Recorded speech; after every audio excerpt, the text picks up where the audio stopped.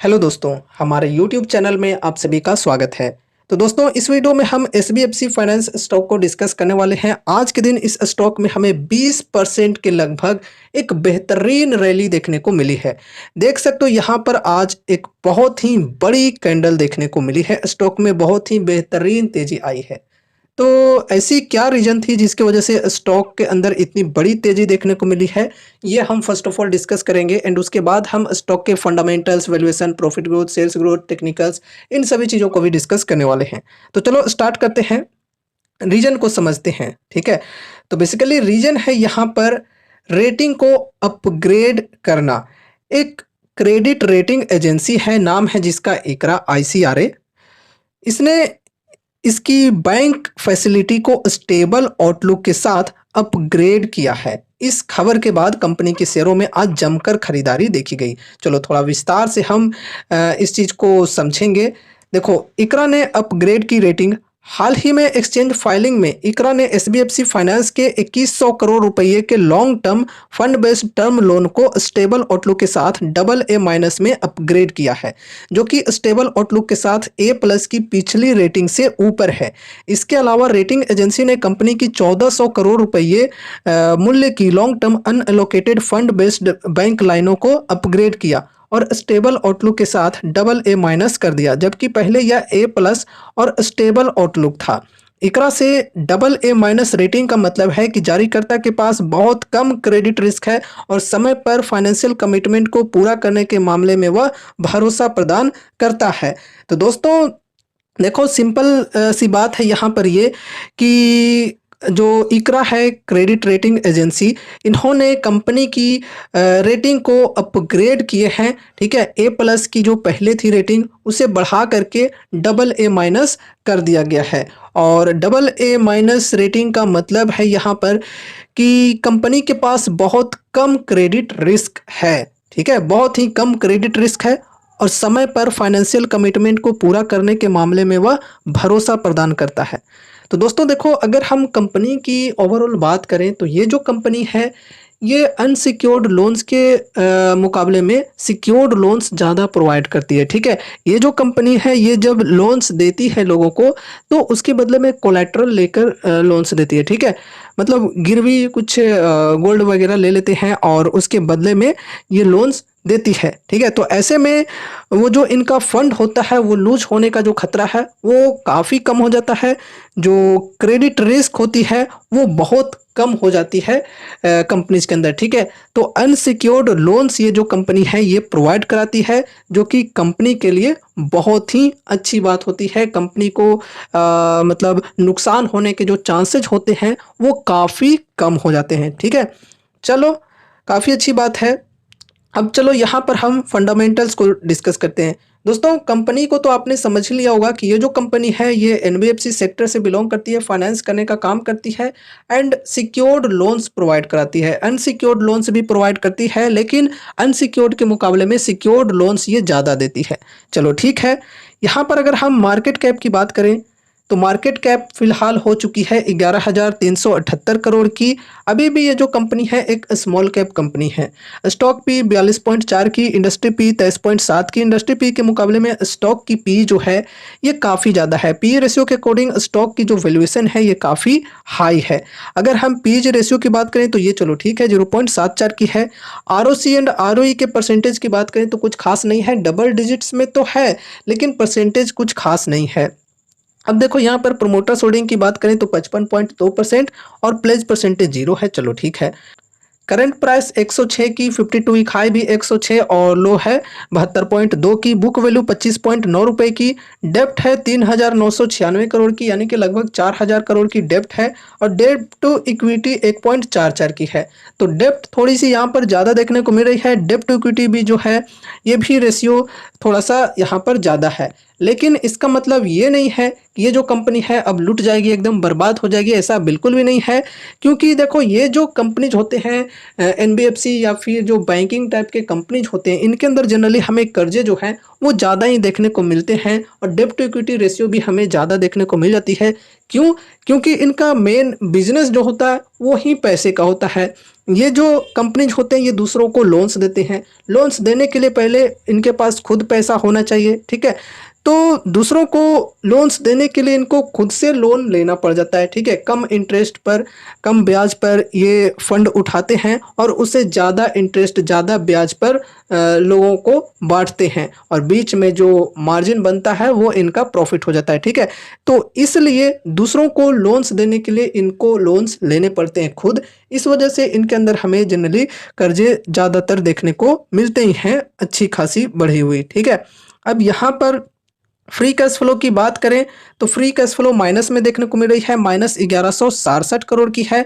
Dividend yield 0% की है। Face value 10 रुपये की। ईपीएस है 2.51 रुपये की। ओवरऑल फंडामेंटल्स की बात करें तो फंडामेंटल्स बहुत ही बढ़िया नहीं है और बहुत ही खराब भी नहीं कहेंगे। मतलब हम इसे ओके ओके मानकर चल सकते हैं, बहुत ही बढ़िया नहीं और बहुत ही बेकार भी नहीं है। वैल्यूएशन यहाँ पर फिलहाल एक्सपेंसिव है स्टॉक की। अब यहाँ पर देखो हम प्रॉफिट एंड लॉस स्टेटमेंट को डिस्कस करते हैं। तो देखो यहाँ पर अगर हम रेवेन्यू की बात करें तो पिछले कुछ सालों में कंपनी की जो रेवेन्यू है ये बहुत ही कंसिस्टेंसी के साथ बढ़ी है, ठीक है? एंड फिर यहाँ पर अगर हम फाइनेंसिंग मार्जिन की बात करें, देखो दूसरे कंपनीज में ओपीएम के परसेंटेज देखने को मिलते हैं, यानी कि ऑपरेटिंग प्रॉफिट मार्जिन। एंड ये जो फाइनेंस वाली कंपनीज होती हैं उनके अंदर फाइनेंसिंग मार्जिन देखने को मिलती है। तो फाइनेंसिंग मार्जिन की भी बात करें तो देख सकते हो यहाँ पर बहुत ही बढ़िया तरीके से जो मार्जिन है ये कंपनी बढ़ाते हुए चल रही है। 18%, 28%, फिर 32% और फिर 34%। ये मार्जिन जितनी बेहतर होती है किसी कंपनी के अंदर उतने बेहतर उनके जो प्रॉफिट्स होते हैं वो बनते हैं, ठीक है? अब यहाँ पर नेट प्रॉफिट की बात करें तो नेट प्रॉफिट के अंदर भी बढ़िया हमें कंसिस्टेंसी देखने को मिल जाती है, ठीक है? अब यहाँ पर compounded sales growth and profit growth के परसेंटेज की बात करें तो देख सकते हो बहुत ही बेहतरीन है, डबल डिजिट के साथ में है और बढ़िया परसेंटेज में है compounded sales growth and profit growth की परसेंटेज। एंड उसके बाद यहाँ पर स्टॉक प्राइस सीएजीआर की बात करें तो ज़्यादा डेटा अवेलेबल नहीं है। फिर यहाँ पर अगर हम पास्ट 1 ईयर की बात करें तो 4% यहाँ पर है। तो दोस्तों लास्ट 1 ईयर में ये जो स्टॉक है ये 4% के सीएजीआर से बढ़ी है। अब देखो ये तो परसेंटेज बहुत ही बेकार हो गई। तो देखो ये जो स्टॉक है क्योंकि काफ़ी टाइम से रेंज में ही फंसी रह गई है, इस वजह से ये जो स्टॉक प्राइस सीएजीआर की परसेंटेज है यहाँ पर ये हमें बहुत ही कम देखने को मिल रही है। अब यहाँ पर हम रिटर्न ऑन इक्विटी की बात करें तो रिटर्न ऑन इक्विटी के परसेंटेज भी कुछ खास नहीं है। एंड फिर यहाँ पर हम शेयर होल्डिंग पैटर्न की बात करें तो देखो यहाँ पर जो प्रमोटर्स के होल्डिंग्स हैं वो लगातार सेल हो रहे हैं। 63.74%, फिर यहाँ पर 60.66%, फिर 55.19%। तो यहाँ पर खरीदने वाला कौन है? क्या पब्लिक खरीद रहा है? नहीं, यहाँ पर ज़्यादातर जो माल है वो एफआईआईज एंड डीआईआईज के द्वारा खरीदे जा रहे हैं। देख सकते हो यहाँ पर 2.23% से बढ़कर 2.86% और फिर 4.72%। उसके बाद 11.94% से बढ़कर 13.53% और फिर 16.24%। चलो ठीक है, हालांकि पब्लिक की भी होल्डिंग्स बढ़ी है लेकिन पब्लिक के मुकाबले में एफआईआईज एंड डीआईआईज की जो होल्डिंग्स हैं वो इधर ज़्यादा बढ़ते हुए देखने को मिल रहे हैं। यहाँ पर पब्लिक की बात करें तो 21.88% से बढ़कर 22.77% और फिर 23.7%। एंड देखो ऐसा भी नहीं है कि पब्लिक के अंदर सिर्फ मैं और आप जैसे ही रिटेल इन्वेस्टर्स हैं, नहीं, यहाँ पर बड़े बड़े एंटिटीज भी हैं। चलो ठीक है। एंड उसके बाद यहाँ पर अदर्स की बात करें तो अदर्स की भी एक छोटी सी होल्डिंग यहाँ पर देखने को मिल जाती है जो कि यहाँ पर लगातार ट्रिम होते हुए देखने को मिल रही है। 0.22% से घटकर 0.17%, फिर 0.16%। ओवरऑल शेयर होल्डिंग पैटर्न की बात करें तो चलो ठीक है, प्रमोटर्स के द्वारा बिकवाली तो हुई है पिछले कुछ क्वार्टर्स में, लेकिन खरीदारी बड़े बड़े इंस्टीट्यूशंस द्वारा किए जा रहे हैं। ये चलो एक पॉजिटिव हमें देखने को मिल रही है। अगर यही एफआईआईज एंड डीआईआईज के द्वारा भी बेची जाती और पब्लिक के द्वारा सिर्फ खरीदे जाते तो वो एक बहुत ही बड़ी नेगेटिव पॉइंट हो सकती थी, ठीक है। तो दोस्तों ये जो कंपनी है ये एनबीएफसी सेक्टर में एक हाई रिस्क की हाई रिवॉर्डिंग टाइप की कंपनी है। काफ़ी रिस्क यहाँ पर ज़्यादा है। एंड गाइस पर्सनली अगर मैं अपनी बताऊं तो मैंने खुद भी इस स्टॉक के अंदर इन्वेस्टमेंट कर रखा है। टाइम की बात करें तो लगभग इस समय पे मैंने इन्वेस्टमेंट किया था और उस वक्त से देख सकते हो स्टॉक ने कुछ खास परफॉर्म नहीं किया है। एक रेंज में ही स्टॉक चलते रह गया एंड आज के दिन स्टॉक में बहुत ही बेहतरीन रैली हमें देखने को मिली। तो सीधे मेरा ये जो स्टॉक है ये 30 से 35% प्रॉफिट में चला गया। ठीक है, यही होती है ये छोटी छोटी कंपनीज के अंदर बेनिफिट्स। ये जब भागने पे आए तो बहुत ही जल्दी आपके जो पैसे हैं वो डबल 3 गुना 4 गुना भी कर सकती है, लेकिन गिरने पे आए तो इजली ये 80-90% तक भी गिर सकती है। ये भी ध्यान में रखकर चलना है। वेरी हाई रिस्क की वेरी हाई रिवॉर्डिंग टाइप की ये कंपनी है एंड यहाँ पर इस वजह से अगर आप इन्वेस्टमेंट की सोचते हो तो उतना ही अमाउंट्स लगाना चाहिए जितना कि आप लॉस लेने को तैयार हो। अपने पोर्टफोलियो का एक छोटा सा ही वेटेज देना है।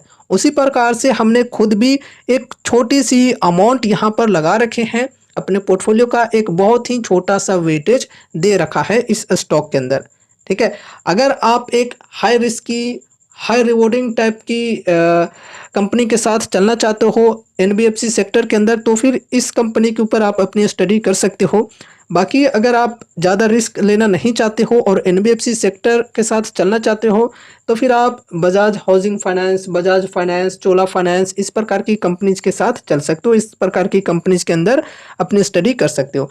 देखो दोस्तों ये कोई कॉल टिप या रिकमेंडेशंस नहीं है, इसलिए कोई भी डिसीजंस लेने से पहले आपको अपनी भी स्टडी एनालिसिस करनी है। अगर अपनी स्टडी एनालिसिस होती है तो फिर स्टॉक के अंदर ट्रस्ट एंड कॉन्फिडेंस बनता है और तब जाकर हम उस स्टॉक को लॉन्ग टर्म के लिए होल्ड कर पाते हैं। ठीक है, तो खुद की स्टडी खुद की एनालिसिस बिना किए ऐसे ही कोई स्टॉक के अंदर इन्वेस्टमेंट नहीं करना है। अगर आपके फाइनेंशियल एडवाइजर्स हैं तो उनसे एक बार कंसल्ट जरूर से करना है। ठीक है, यहाँ पर जो भी चीज़ें डिस्कस की जाती हैं वो सिर्फ और सिर्फ एजुकेशनल पर्पज से की जाती हैं, ये ध्यान में रखकर चलना। और यहाँ पर अगर हम अभी बात करें कि क्या अभी इन्वेस्टमेंट करना सही होगा तो देखो अभी इन्वेस्टमेंट करने का समय सही नहीं है, क्योंकि ये जो स्टॉक है काफ़ी ऊपर निकल चुकी है। अभी रिकॉर्ड हाई पर ये जो स्टॉक है ये पहुंच चुकी है। यहाँ पर से कभी भी प्रॉफिट बुकिंग हो सकती है। हो सके तो स्टॉक के अंदर और भी तेज़ी देखने को मिले या फिर हो सके तो यहाँ से प्रॉफिट बुकिंग भी देखने को मिल जाए, तो कुछ भी हो सकता है यहाँ पर। अभी यहाँ पर इन्वेस्टमेंट करना काफ़ी रिस्की हो सकता है, लेकिन अगर आपको ऐसा लगता है कि मेरी स्टडी मेरी एनालिसिस के अनुसार मुझे ये प्राइस ठीक लग रहा है, मैं यहाँ पर इन्वेस्टमेंट करने को इच्छुक हूँ, क्योंकि अभी इन्वेस्टमेंट नहीं किया तो फिर प्राइस और भी आगे बढ़ जाएगी।